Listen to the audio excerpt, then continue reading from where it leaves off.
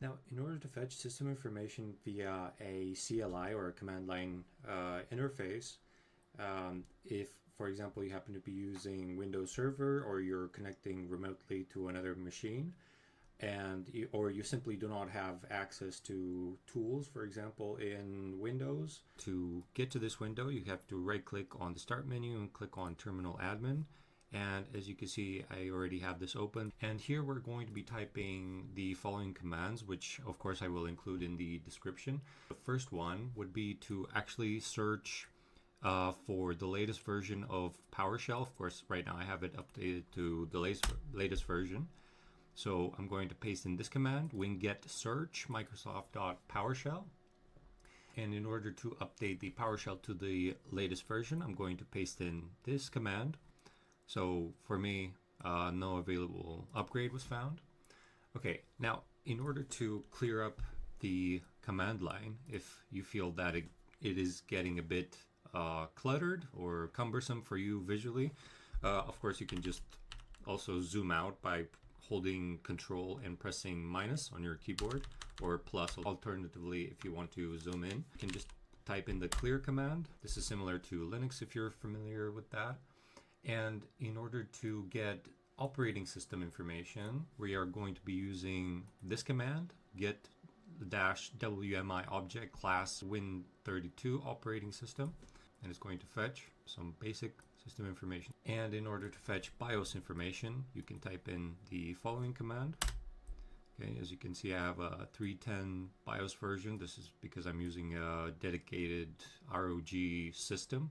To you, it may display something different, so different digits depending on the motherboard that you use. Personally, I do not have exactly transparent access to the specifications of this motherboard since it's a pre-built system, and of course I do not fancy that. And lastly, if we want to get information about our current ongoing processes on the system, of course if you want to either monitor them or kill them, the same way that, for example, you can do in Linux, you can paste in this command to get the process names and the IDs. Now, in order to demonstrate, for example, how powerful the PowerShell can actually be, we're going to acquire the processes just like earlier. We're going to open one such as this one. And now we're going to type in the command that we used earlier to fetch the processes, the ongoing processes of the system. And now if I scroll up and I try to find CPU-Z, and here it is, CPU-Z. I can also use its ID, so I can copy it.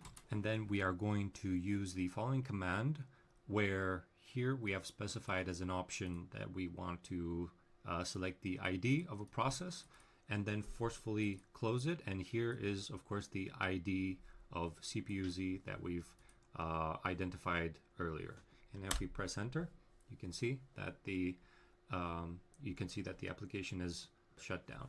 I need to remind you that you need to be careful when using these particular commands or purposes, because they are a lot more powerful than just simply right-clicking somewhere in your taskbar and then pressing the close window button.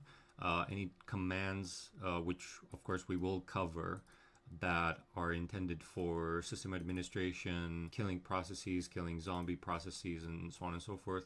They can be very powerful, so word of advice for the future, be careful when using them. Okay guys, so these were the basics that I wanted to cover for today on how to use the command line interface in Windows to fetch basic system information. If you haven't found this comprehensive enough, I also recommend my other video on the graphical user interface options, which of course I've already covered in the separate video.